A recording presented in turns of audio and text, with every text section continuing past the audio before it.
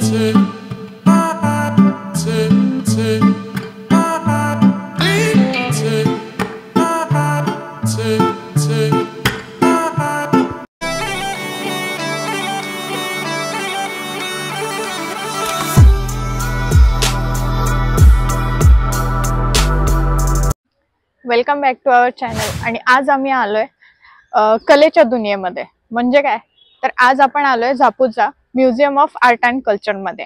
या म्युझियम मध्ये आपल्याला आर्ट आणि कल्चर रिलेटेड गोष्टी पाहायला भेटणार आहेत। चला तर मग बघूया। पुणे शहर म्हटलं की त्याची वेगळी अशी ओळख सांगता येत नाही।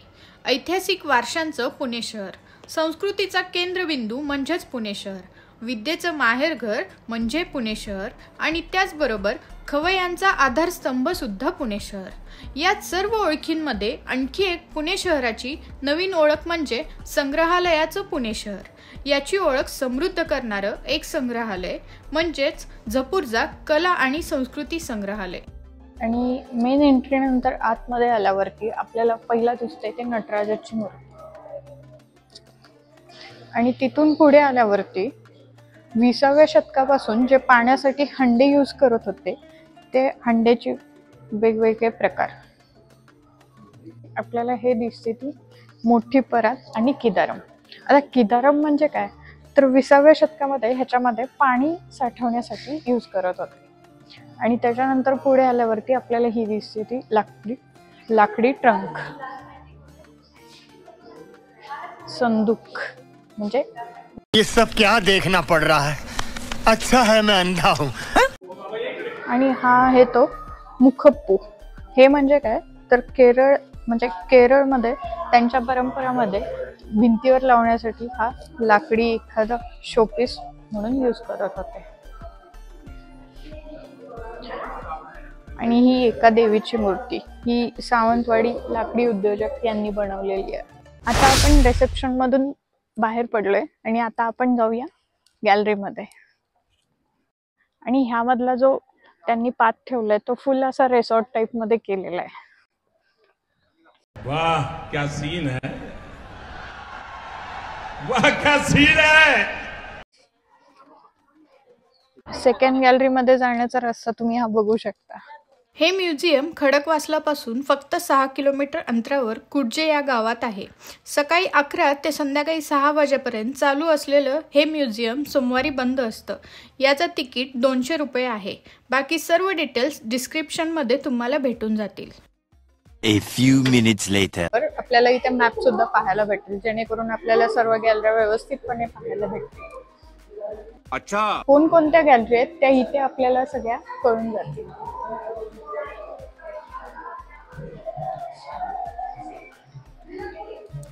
आणि आता आपण फर्स्ट गॅलरी मध्ये एंट्री करतोय, ती आहे ती इंडियन आर्ट। माणसांच्या अव्यक्त भावनांचा पहिला आविष्कार ज्या कलेच्या माध्यमातून झाला त्या चित्रकलेचा पट मांडणारे हे पहिलं दालन। वेगवेगळ्या फ्रेममध्ये रेखाटलेले आकार देशभरातल्या चित्रकारांच्या मनातल्या भावना, कल्पना आणि गडदफिक्के रंग पाहता पाहता आपण इथे पूर्णपणे कधी हरवून जातो आपल्यालाच कळत नाही, असं हे दालन। इथे राजा रवी वर्मा, नारायण बेंद्रे ते रवींद्रनाथ टागोर यासारखे थोर मोठ्या कलाकारांची चित्रे आपल्याला पाहायचं भाग्य लागतं। आणि या गॅलरीमध्ये आपले जे कवी होते रवींद्रनाथ टागोर, ते तर कवी होतेच, पण त्यांनी 60 जेव्हा चालू झालं त्यांनी चित्रकला चालू केली। त्यातले काही आपल्याला चित्रकलेचे पॉइंट पाहायला भेटतील।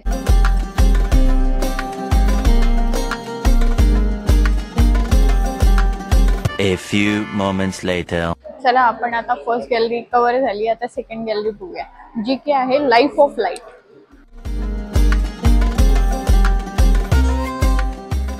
ह्या गॅलरीमध्ये आपल्याला 20व्या शतकापासून जे दिवे यूज करत होते तेव्हापासून ते आत्ता ज्या आधुनिक काळामध्ये आपल्याला जे LED लॅम्प पाहायला भेटतात ते आपल्याला पूर्ण ह्या गॅलरीमध्ये पाहायला भेटणार आहेत।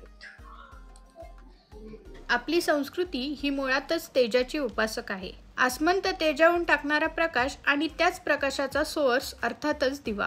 या गॅलरीची सुरुवात अगदी प्राचीन दिव्यापासून चालू होते आणि आत्तापर्यंतचे मॉडर्न लाईट सोबत संपते। जशी मानवाची उत्क्रांती होत गेली तसेच दिव्याचेही प्रकार बदलत गेले। माणसांच्या गरजेप्रमाणे मशालीपासून LED लाईट्सपर्यंत प्रकाशाचा सोर्स बदलत असताना सौंदर्यशास्त्र आणि कलेचे कसे मिलन झाले याची प्रचिती या दालनात आपल्याला भेटते. हा दिसतो तो गुरु शिष्य दिवा. जेव्हा विद्यार्थी अभ्यासाला बसायचे त्यासाठी हा दिवा यूज करायचे. केरळमध्ये पारंपरिक देवळाच्या गर्भगृहात वापरण्यात येणारा हा दिवा, याचा आकार झाडांच्या फांद्यांसारखा आहे. याचं मेन नाव आहे कावरा विरक्कू. आणि ह्या गॅलरीमध्ये आपल्याला ह्या पारंपरिक 21व्या शतकापासूनचे दिवे, त्यापासून आता आपण जातोय ते मॉडर्न लाईटमध्ये. जसे घरामध्ये आपण दिवे यूज करत होते तसेच दिवे रेल्वेच्या साठी पण यूज करत होते. आणि त्यानंतर येतोय ते आपण सायकलकडे. जेव्हा सायकलचे पॅन्डल फिरले जातील तेव्हा हा दिवा तेव्हा लागत होता.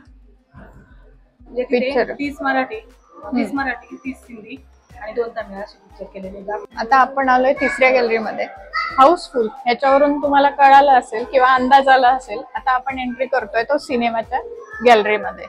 या गॅलरीमध्ये आपल्याला प्रभात स्टुडिओचा मुखपटपासून ते बोलपटपर्यंतचा सर्व चित्रपटांचा प्रवास आपल्याला पाहायला मिळतो. त्याचसोबत त्यांनी शूटसाठी यूज केलेले साहित्य सुद्धा या दालनामध्ये आहे. पूर्ण प्रभात स्टुडिओ दाखवलेला आहे. जसं की कोल्हापूरमध्ये प्रभात स्टुडिओ होता पहिले, पुण्यामध्ये शिफ्ट झाला असं दाखवलं आहे. जसं की मराठी मुखपट ते बोलपट असं खूप फेमस झाले. 20 मराठी आणि 29 हिंदीमध्ये आणि 2 तमिळ अशा 49. तर इथे आपल्याला पाहायला भेटतोय की त्यांचा पहिला प्रभात स्टुडिओ यांनी केलेला पहिला चित्रपट म्हणजे मुखपट, आणि त्याच्यानंतर असलेला शेवटपर्यंत अपराधी. इथे जे तुम्ही मंदिर बघताय ते जुन्या चित्रपटांमध्ये यूज होत होतं. आणि ह्या गॅलरीमध्ये जे जुन्या पद्धतीमध्ये जे शूट होत होते मूवीज, ते साहित्य सुद्धा आपल्याला इथे पाहायला भेटतं. आपण 3rd गॅलरी बघितली. आता आपण जाऊ 4थ्या गॅलरीकडे.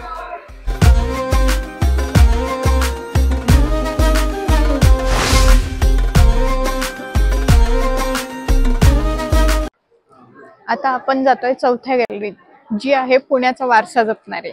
चला तर मग बघूया. या गॅलरीमध्ये आपल्याला चित्रशाळा प्रेसचे ओरिजिनल क्रोमोलिथोग्राफ्स बघता येतील.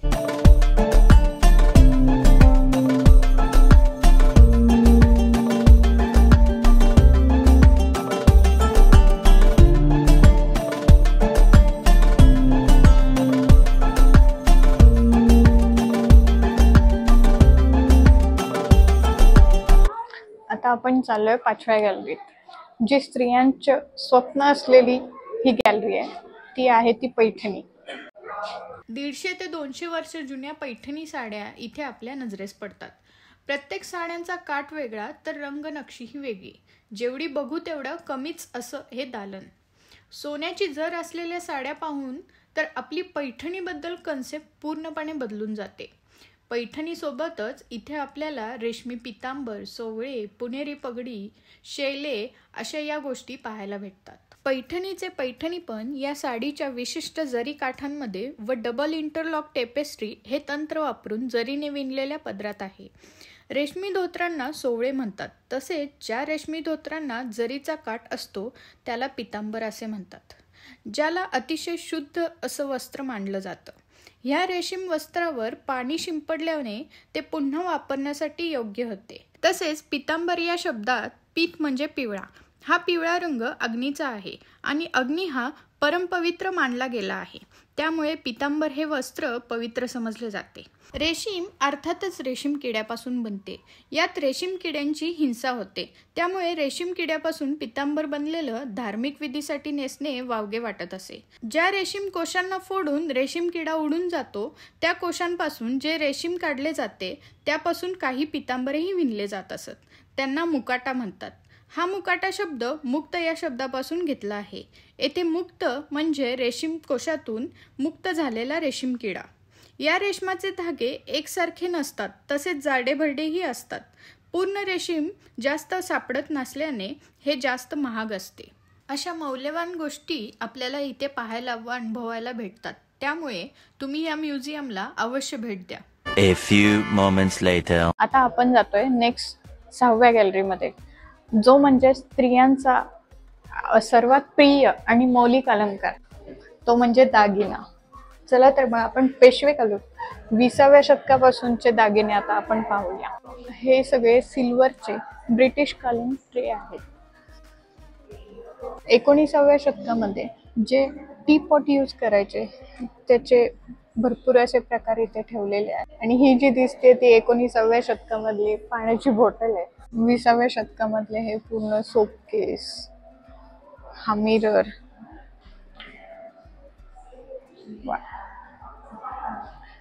पर्स. आणि याच्यानंतर पुढे येतोय ते गुलाबदानी. 20व्या शतकामध्ये म्हणजे जे पाहुणे घरी येत होते ते एंट्री करताना त्यांच्यावर गुलाब पाणी हे 19व्या ते 20व्या शतकापासूनचे वेगवेगळे असे आपल्याला इथे पाण्याच्या बॉटल म्हणजे थोडक्यात त्यांना लोटे असे म्हणायचे ते आपल्याला वेगवेगळ्या प्रकारचे पाहायला भेटतात. हा आहे काशी लोटा, हे आहेत बाउल, गाढवा आणि हा मेन आहे व्याघ्रमुखी तोटी लोटा.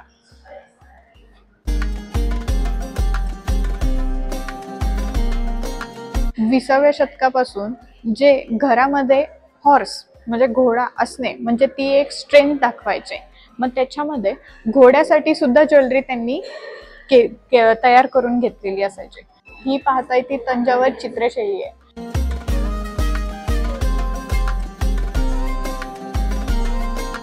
आणि इथे तुम्ही बघू शकता सोन्याचा वापर करून बनवलेल्या वस्तू आहेत. आणि इथे तुम्ही पाहू शकता चांदीच्या वेगवेगळ्या रेखीव कारागिरी असलेल्या वस्तू आणि त्याचसोबत तेव्हा लहान मुलींच्या भातुकलीमधले चांदीचे भांडी सुद्धा इथे आहेत. आणि त्याचसोबत त्या काळातील सोन्याचे दागिने तुम्ही इथे पाहू शकता.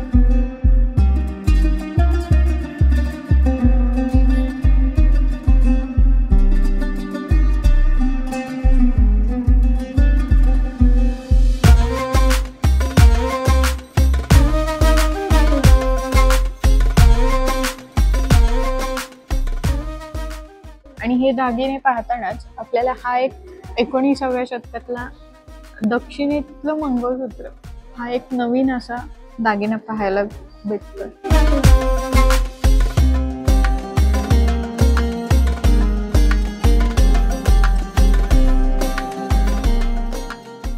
आणि ही माझ्यासमोर सर्वात मोठी असलेली गुलाबदानी. ह्याच्यामध्ये वेगवेगळ्या प्रकारच्या फूल गुलाबदाणी ठेवलेले आहेत. मस्त.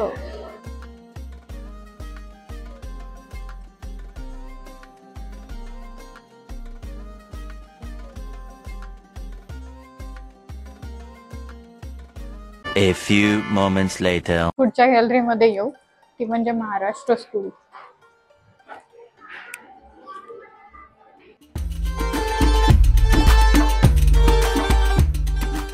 ह्या गॅलरीमध्ये आपल्याला जे स्कूल ऑफ आर्ट मधून काही वेगवेगळ्या प्रकारचे चित्र पाहायला भेटतील. जसे की हे आहे मुरलीधर सदाशिव जोशी यांनी काढलेलं चित्र. जे स्कूल ऑफ आर्ट मधून जे आर्टिस्ट पास आउट झाले जसे बाबूराव पेंटर, आबालाल रेहमान, MF हुसेन यांचे पेंटिंग्स आपल्याला या गॅलरीमध्ये पाहायला भेटतील.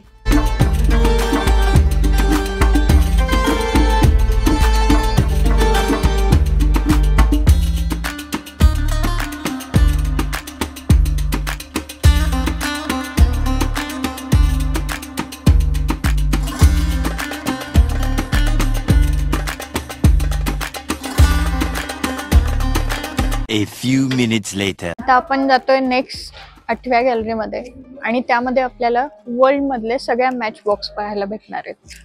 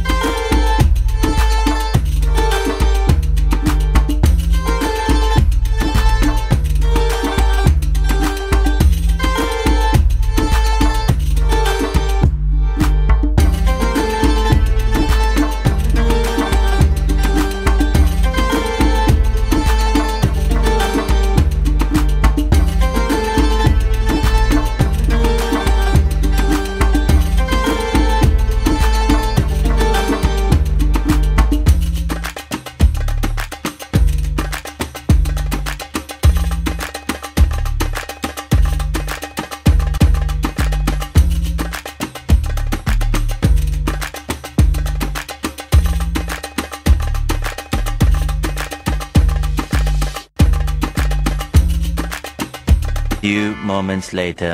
आता आपण जाऊया 9व्या आणि 10व्या गॅलरीकडे. हे म्युझियम सकाळी 11 वाजता चालू होऊन संध्याकाळी 6 वाजता बंद होतं. आता आपण जाऊया 9व्या गॅलरीमध्ये. ती आहे गणेशोत्सव. ही विपुल खटावकर यांनी 2019 मध्ये केलेली ही गणेश मूर्ती आहे.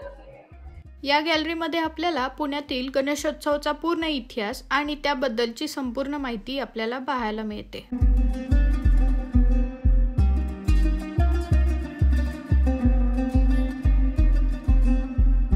हे वेस्ट मोल्ड आहे. याच्यात गदा तयार केली जाते. हे एकदाच वापरलं जातं, नंतर ते तुकडे करून फेकून दिलं जातं. तसंच प्लास्टर ऑफ पॅरिस, याच्यात सूर्य तयार केला जातो. सिलिकॉन साचा कव्हर, त्याच्यात मूषक. आणि इकडे फायबर साचा, याच्यात तोरण तयार केलं जातं. आणि या साईडला भारतातला म्हणजे गणेशोत्सवासाठी भारतभरातून येणारं साहित्य, त्याची उलाढाल ही 60,000 कोटींहून अधिक होते. ते वेगळ्या वेगळ्या राज्यातून येणारं साहित्य. पंडिता रोहिणी भाटे, ते शिल्प दिनकर थोपटे यांनी केलेलं आहे. तसंच या साईडला अविनाश थोपटे. हे प्लास्टर ऑफ पॅरिस, शाडो माती आणि हे रवींद्र मिश्रण. हे मिश्रण अभिजित डोंडफळे यांनी तयार केलेले आहे आणि ते पेटंट असल्यामुळे त्याच्याबद्दलची माहिती त्यांनी पुढे दिली नाही. आणि हे कडक झालं तरी, पाण्यात ठेवलं तरी परत वापरात येतं. आणि ह्याच मिश्रणापासून हा गणपती तयार केलेला आहे.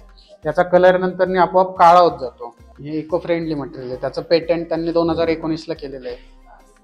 हे म्युझियम तर सुंदर आहेच, परंतु इथे आल्यावर पूर्णपणे एक निवांत रिसॉर्टवरती आल्यासारखं वाटावं असं हे सुंदर म्युझियम अजित काका गाडगी यांनी बनवलं आहे. खूप सुंदर आणि तुम्हाला निवांत शहरापासून दूर निसर्गाच्या सानिध्यात वेळ घालवता येईल असं हे म्युझियम तुम्ही एकदा तरी इथे भेट द्यावं असं आहे. बात तो सही है. हा व्हिडिओ तुम्हाला कसा वाटला हे नक्की आम्हाला कमेंट करून सांगा.